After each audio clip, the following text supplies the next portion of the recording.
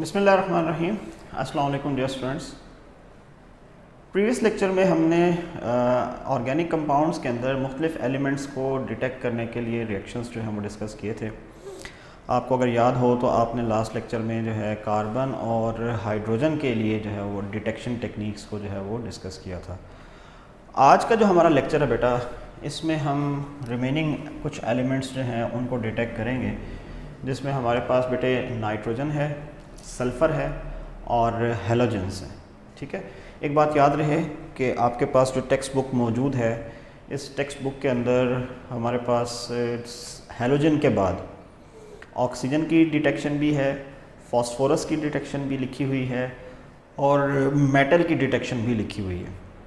लेकिन जो हमारा अब नया कोर्स, रिवाइज कोर्स मार्केट में आने वाला है, जो इंशाल्लाह आप लोग पढ़ेंगे, उसमें ये वाले टॉपिक्स एग्जाम्प्ट हो गए। ठीक है, ख़त्म हो गए। तो आपने सिर्फ हेलोजेंस तक ही जो है वो अब आगे कोर्स में डिस्कस करना है। इसके बाद जो फॉस्फोरस, ऑक्सीजन या आपके पास मेटल्स की डिटेक्शन है वो कोर्स में शामिल नहीं है। ठीक है जी। सबसे पहले हम आज के लेक्चर में एक सॉल्यूशन तैयार करने को डिस्कस करते हैं एंड द फिनोमेना या process for the solution is Lassaigne solution.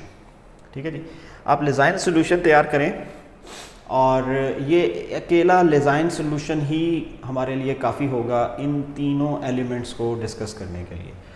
तो आप यूँ समझ लें कि अगर पेपर में आपसे कहा जाए कि आप लेज़ाइन सॉल्यूशन तैयार करें, नाइट्रोजन, सल्फ़र और हेलोजन को डिटेक्ट करें, तो ये आपका एक कंप्लीट लॉन्ग क्वेश्चन जो है वो बन सकता है। ठीक है, तो इस लिहाज से ये चैप्टर का आखिरी पार्ट जो है ना, ये बड़ा इम्पॉर्टेंट है। तभी मैंने इसको जो है वो अलग से एक लेक्चर में जो है वो प्रेजेंट करने का सोचा है कि आज जो हम डिस्कस करेंगे ये आपके क्वेश्चन पेपर का लॉन्ग क्वेश्चन हो सकता है। चांसेस हो सकते हैं कि एग्जामिनर आपसे पूछे कि आप लेज़ाइन सॉल्यूशन तैयार करें और फिर लेज़ाइन सॉल्यूशन के बाद आप नाइट्रोजन को भी डिटेक्ट करें, सल्फ़र को भी करें और साथ में हेलोजन को भी डिटेक्ट करके बताएं। लेज़ाइन सॉल्यूशन कैसे तैयार किया जा सकता है बेटा? बहुत ही आसान है। सबसे पहले आपने क्या करना है, एक फ्यूजन ट्यूब ले लेनी है। फिर क्या करना है, आपने small piece of sodium metal, इसको कट करके जो है वो फ्यूजन ट्यूब में डालना है। फिर आपने क्या करना है बेटा, इसमें आपने जो है वो ऑर्गेनिक कंपाउंड जिसको हम डिटेक्ट करना चाह रहे हैं, इस ऑर्गेनिक कंपाउंड को जो है वो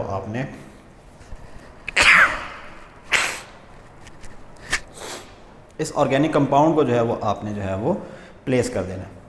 ठीक है जी, हीट करेंगे, मेटल मेल्ट हो जाएगी, ऑर्गेनिक कंपाउंड प्लेस करेंगे और प्लेस करने पर जो है वो आपके पास, इसको आप पहले हीट कर लें। हीट करने से क्या होगा, सोडियम मेटल लिक्विड फॉर्म में मोल्टन स्टेट में आ जाएगी। उसमें आप ऑर्गेनिक कंपाउंड को यूज़ करेंगे इन द पाउडर्ड फॉर्म।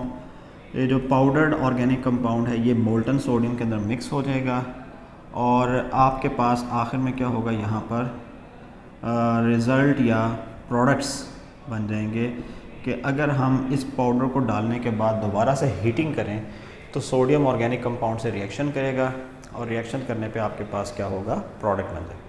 जो प्रोडक्ट बनेगा, इस प्रोडक्ट को आप बेटा क्या करेंगे, नंबर 5 पे चाइना डिश में प्लेस करेंगे।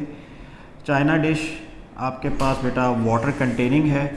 इस वाटर कंटेनिंग चाइना डिश के अंदर आप क्या करेंगे, ऑर्गेनिक कंपाउंड को ब्रेक कर देंगे, यानी फ्यूजन ट्यूब को आप ब्रेक कर देंगे, अच्छी तरह से क्रश करेंगे और क्रश करने के बाद वो ऑर्गेनिक कंपाउंड का होगा चाइना डिश के अंदर जो है वो डिज़ोल्व हो जाएगा। देन आप क्या करेंगे, सबसे लास्ट में फ़िल्टर करेंगे और फ़िल्टर करने पर आपके पास जो ग्लास है वो फ़िल्टर पेपर पे रह जाएगा और आपके पास क्या आ जाएगा, फ़िल्ट्रेट आ जाएगा। ये जो फ़िल्ट्रेट है ये हमारा असल में जो है वो कंपाउंड है जिसे हम यूज़ कर सकते हैं आगे डिटेक्शन ऑफ नाइट्रोजन, सल्फ़र या हेलोजन के लिए। अच्छा, चलें आगे। काम लिखने से पहले मैं आपको थोड़ा सा और गाइड कर देता हूँ कि हमारे पास रिएक्शंस क्या पॉसिबल हैं। ये जो सोडियम ऑर्गेनिक कंपाउंड से रिएक्शन करने जा रहा है, इसके रिएक्शंस कौन कौन से हो सकते हैं। देयर आर पॉसिबिलिटीज़ कि सोडियम और नाइट्रोजन जो हैं वो आपस में कंबाइन हो जाएं। ठीक है, इसमें नाइट्रोजन के अलावा जो है वो कार्बन भी होगा। तो सोडियम, कार्बन एंड नाइट्रोजन अगर आपस में कंबाइन हो जाएं तो कंबाइन होने पे जो सॉल्ट बनेगा it will be some cyanide salt, sodium cyanide बन सकता है, ठीक है। अगर इसी ऑर्गेनिक कंपाउंड में नाइट्रोजन के अलावा यहाँ पे सल्फ़र भी मौजूद है तो आपके पास देयर आर चांसेस के कार्बन, सल्फ़र और नाइट्रोजन तीनों रिएक्शन करें और रिएक्शन करने पर एक और कंपाउंड बन सकता है जो भी अगेन एक आयोनिक कंपाउंड है, इसको कहते हैं सोडियम थायोसायानेट, ठीक है। पहले वाला सोडियम सायानाइड है लेकिन दूसरे वाला सोडियम थायोसायानेट। थायो का वर्ड आपने फंक्शनल ग्रुप वाले लेक्चर में सीखा था कि सल्फ़र के लिए इस्तेमाल किया जाता है। इसके अलावा देयर आर चांसेस के सिर्फ सल्फ़र मौजूद हो तो बेटा सोडियम और सल्फ़र डायरेक्टली भी कंबाइन कर सकते हैं और सोडियम सल्फाइड जो है वो आपके पास बेटा कंपाउंड जो है वो हासिल हो सकता है। और मोर चांसेस भी हैं कि अगर सोडियम एंड हैलोजेंस आपस में कंबाइन कर जाएँ तो बेटा सोडियम हेलाइड, ये एक कंडीशन जो है वो आपको यहाँ पर हासिल हो सकती है। तो आप यूँ समझ लें कि जब आप लेज़ाइन सोल्यूशन तैयार कर रहे हैं, फ्यूजन ट्यूब में मोल्टन सोडियम और ऑर्गेनिक कंपाउंड को हीट कर रहे हैं, तो इन दोनों की हीटिंग से यानी सेकंड और थर्ड स्टेप जो है यहाँ पर आपको जो प्रोडक्ट मिल सकते हैं वो इन 4 रिएक्शंस में से कोई सा भी रिएक्शन हो सकता है आपके पास। यानी जो फिल्ट्रेट आएगा वो फिल्ट्रेट इन 4 चीज़ों में से किसी भी चीज़ का फिल्ट्रेट हो सकता है। Either it can be sodium cyanide, thiocyanate, sodium sulphide, और ये आपके पास जो है वो सोडियम हेलाइड फिल्ट्रेट हो सकता है। हमने क्या करना है, हमने अपनी आसानी के लिए जो फिल्ट्रेट हासिल हुआ है, जो फाइनल प्रोडक्ट हमें हासिल हुआ है, इस फिल्ट्रेट के 4 पोर्शन बना लेने हैं, ठीक है। हमने थोड़ा थोड़ा करके 4 अलग टेस्ट ट्यूब्स में उसको ऐड कर लेना है और चारों टेस्ट ट्यूब को हमने जो है वो बारी बारी रिएक्शन करके जो है वो चेक करना है, ठीक है। जहाँ पे रिज़ल्ट हमारा पॉजिटिव आता जाएगा हम रिएक्शन को स्टॉप कर देंगे, कंफर्म हो जाएगा कि हमारे पास इन तीनों में से कौन सा एलिमेंट मौजूद है ऑर्गेनिक कंपाउंड में, ठीक है जी। चलें जी, हम स्टार्ट लेते हैं। सबसे पहले अगर मैं फॉर नाइट्रोजन डिटेक्शन करना चाह रहा हूँ, ठीक है, मैं चाहता हूँ कि सिर्फ नाइट्रोजन को डिटेक्ट करें, तो मैंने जैसे आपसे कहा कि हमारे पास जो है कौन सा कंपाउंड बन सकता है, सोडियम सायानेट। मैं ये रिएक्शन लिखा रहने देता हूँ, ये फिर आपको जो है वो हेल्पफुल होगा आगे। सोडियम सायानेट को जो है वो हमने बेटा सबसे पहले रिएक्शन करवाना है और फेरस सल्फेट के सोल्यूशन के साथ हम इसको रिएक्ट करवा देते हैं, FeSO4, ठीक है जी। जैसे ही सोडियम सायानेट और फेरस सल्फेट आपस में रिएक्शन करते हैं हमारे पास एक कम्प्लेक्स ऑर्गेनिक कंपाउंड बनता है जिसका फार्मूला होगा Na4FeCN6 और साथ में आपके पास कंपाउंड बन जाएगा Na2SO4, ठीक है जी। बैलेंस कर लें, इसको 6 के साथ मल्टीप्लाई कर दें। 6 सोडियम है, 4 + 2 6 सोडियम है, 6 सायानाइड हैं, 6 सायानाइड हैं, बाकी FeSO4 एज इट इज़ है, ठीक है जी। कंपाउंड का नाम है सोडियम हेक्सासायानोफेरेट 2, ठीक है, जैसे आपने इसको कोऑर्डिनेशन कॉम्प्लेक्सेस के अंदर जो है वो डिस्कस किया था। अगर Na4FeCN6 को फ्रेशली प्रिपेयर्ड जो है आयरन क्लोराइड के साथ FeCl3 फेरिक क्लोराइड के साथ रिएक्ट करवा दिया जाए तो बेटा फेरिक क्लोराइड से रिएक्शन होने पर हमारे पास प्रोडक्ट बनता है Fe4FeCN6 थ्राइस, ठीक है जी। होल 6 के बाद क्या आएगा, थ्राइस। ये भी एक कॉम्प्लेक्स कंपाउंड है और साथ में आपके पास क्या आ जाएगा, सोडियम क्लोराइड। तो सोडियम और क्लोरीन आपस में बॉन्ड बना लेंगे और बाकी का प्रोडक्ट आपके पास ऐसे होगा, ठीक है जी। इसको आप 4 से अगर मल्टीप्लाई कर दें तो आयरन कितने हैं, 4 + 1 5, ये भी कितने हैं, 4 + 1 5, ठीक है जी। अब आपने ये देखना है कि सायानो कंपाउंड कितने हैं। यहाँ पे 6 सायानो हैं जबकि 6 × 3 आपके पास टोटल कितने हो गए, 18 सायानो कंपाउंड्स हो गए। अब इसको कैसे एडजस्ट करेंगे, ये बहुत ही आसान है। आप ऐसा करें कि इसको 3 से मल्टीप्लाई कर दें तो ये 18 हो जाएगा सायानो, जबकि वहाँ पे आपके पास बैलेंस है। सोडियम कितने हो गए आपके पास बेटा, सोडियम आपके पास हो जाएंगे 4 × 3 12। तो आप इस फार्मूला में 12 से मल्टीप्लाई कर दें, क्लोरीन बच गए 4 × 3 12, आपके पास क्लोरीन भी बैलेंस क्लोरीन भी आपके पास बैलेंस होगी, ठीक है जी। अच्छा, जो ऑब्जर्वेबल पॉइंट है वो क्या है, पॉइंट ये है कि अगर सोडियम सायानाइड आपके पास रिएक्शन मिक्सर में मौजूद है तो finally you will get Prussian blue precipitate. ठीक है जी, ग्रीनिश ब्लू प्रेसिपिटेट आपको हासिल होंगे। ये आपने बस याद रखना है। ठीक है, तो अगर आपका जो फिल्ट्रेट है उसमें पहला पोर्शन जो नंबर 1 है, इसका हम रिएक्शन करवाएं और रिएक्शन करने पे आपको रिज़ल्ट में प्रूजन ब्लू प्रेसिपिटेट मिल जाएं, तो बाकियों को रिएक्शन में पार्टिसिपेट करने की ज़रूरत नहीं पड़ेगी। हमारे पास कंफर्म हो जाएगा कि ये ऑर्गेनिक कंपाउंड है जिसमें कौन सा एलिमेंट मौजूद है, नाइट्रोजन मौजूद है। नाइट्रोजन की डिटेक्शन में आपके पास एक कंडीशन और भी हो सकती है, और वो कंडीशन ये है कि अगर सायानाइड की जगह हमारे पास बेटे थायोसायानेट आ जाए, इसमें बैलेंसिंग और इक्वेशन की कंडीशंस जो हैं वो सेम टू सेम रहेंगी। तो मैं आपको एज इट इज़ समझा देता हूँ। यानी अगर हम फर्स्ट की बजाय सेकंड को डिस्कस करें, हमारे पास थायोसायानेट आ जाए, प्रूजन ब्लू प्रेसिपिटेट अगर ना आए, अगर नहीं आते तो हम क्या करेंगे कि हमारे पास फिर कंडीशन क्या होगी, थायोसायानेट का रिएक्शन होगा फेरस सल्फेट से, और उसके बाद हमारे पास एक कॉम्प्लेक्स बनेगा जो कि SCN6 होगा। ये है जी सोडियम हेक्साथायोसायानेटो फेरेट 2 कॉम्प्लेक्स। ठीक है जी, पहले था हेक्सासायानो कॉम्प्लेक्स, अब बन गया है हेक्साथायोसायानेटो फेरेट 2 कॉम्प्लेक्स, और बाय प्रोडक्ट होगा आपके पास सोडियम सल्फेट। लाइकवाइज यहाँ पे भी अगर मैं सायानाइड की जगह थायोसायानेट लिख दूँ तो ये वही सोडियम का कॉम्प्लेक्स है, hexathiocyanato complex. Freshly prepared iron chloride से मैं रिएक्ट करवाता हूँ तो क्या होगा, अगर थायोसायानेट है तो वो यहाँ पे रिएक्शन करके SCN6 एंड थ्राइस बाकी सब कुछ वैसे ही प्रोड्यूस करेगा, लेकिन अब की बार जो प्रेसिपिटेट्स का कलर है वो चेंज हो जाएगा। क्या कलर होगा बेटा, अब की बार आपके पास कलर होगा ब्लड रेड प्रेसिपिटेट। तो बेटा बड़ी आसान सी बात है कि अगर हमारे पास फिल्ट्रेट में सेकंड फिल्ट्रेट हो, यानी इसमें नाइट्रोजन भी है, कार्बन भी है, सल्फ़र भी है, यानी थायोसायानेट हैं, तो प्रूजन ब्लू की जगह हमारे पास कौन से प्रेसिपिटेट आएंगे, ब्लड रेड।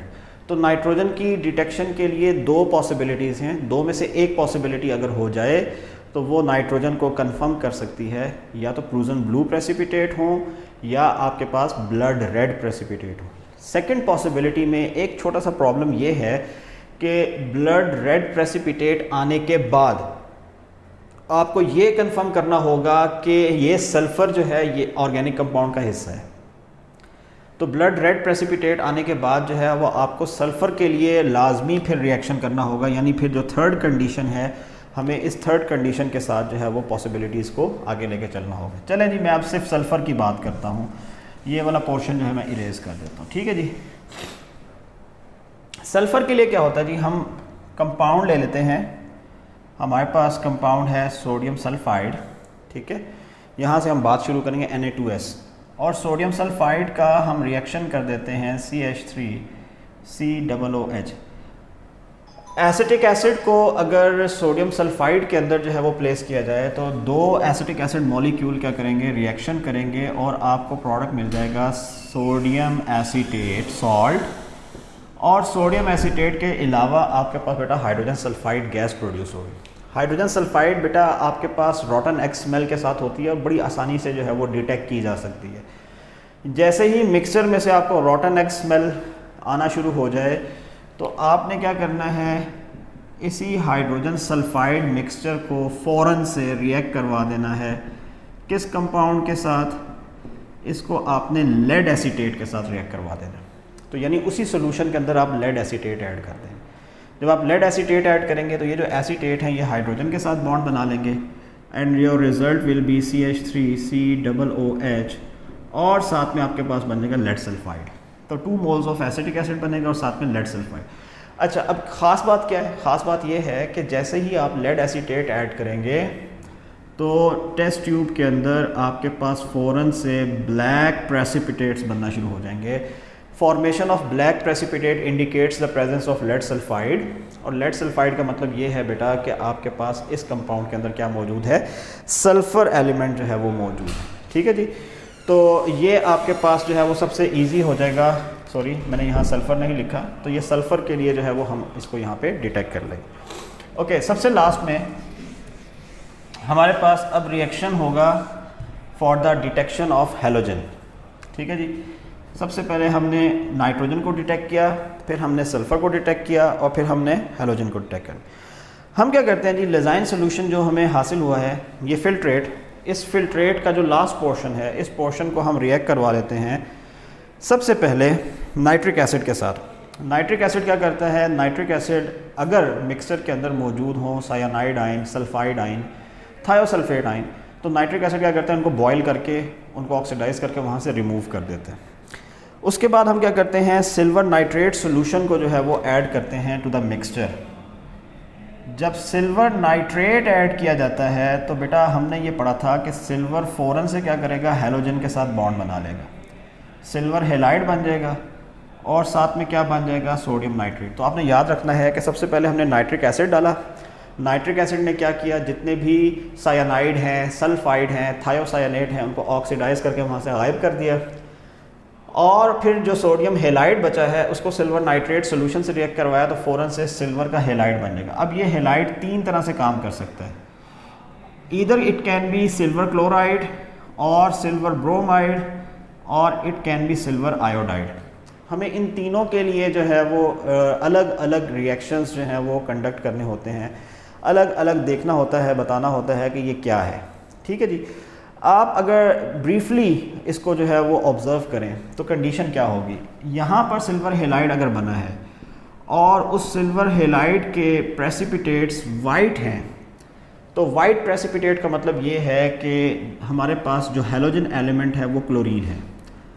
और अगर हमारे पास बेटा सिल्वर हेलाइड बना है और उसमें प्रेसिपिटेट्स जो हैं वाइट की बजाय ब्राइट येलो प्रेसिपिटेट हैं, तो ब्राइट येलो प्रेसिपिटेट का मतलब ये है कि ये हैलोजन एटम आपके पास क्या है, ब्रोमाइड है। इसी तरह अगर बेटा हमने हेलाइड बनाया है यहाँ पे और उसके जो है वो प्रेसिपिटेट्स हमें डीप येलो प्रेसिपिटेट्स मिल रहे हैं, तो बेटा ये डीप येलो प्रेसिपिटेट्स जो हैं ये इंडिकेट करते हैं प्रेजेंस ऑफ आयोडाइड। आपको मैं बड़ी एक क्लियर बात बता देता हूँ, फ्रैंकली स्पीकिंग आप आसानी के साथ इन तीनों कलर्स के दरमियान डिफ्रेंशिएट नहीं किया कर सकते। ठीक है, वाइट हो जाए, ब्राइट येलो हो जाए, डीप येलो हो जाए, they look like the same. तो फ़र्क क्या होगा जी, फ़र्क ये होगा कि जो वाइट प्रेसिपिटेट्स हैं इन्हें अगर हम रिएक्ट करवा दें अमोनियम हाइड्रोक्साइड के साथ या अमोनिया सोल्यूशन के साथ, तो ये वाइट प्रेसिपिटेट अमोनिया सोल्यूशन के अंदर सॉल्युबल है, 100% सॉल्युबल है। यानी आपके पास प्रेसिपिटेट्स बने और उसी टेस्ट ट्यूब में आपने अमोनिया सोल्यूशन डाला तो वो सारे प्रेसिपिटेट सॉल्युबल हो गए, हमारी टेस्ट ट्यूब जो है वो ट्रांसपेरेंट हो गई, क्लियर हो गई, अब उसमें कोई प्रेसिपिटेट नज़र नहीं आ रहा तो कंफर्म होगा कि ये क्लोरीन है।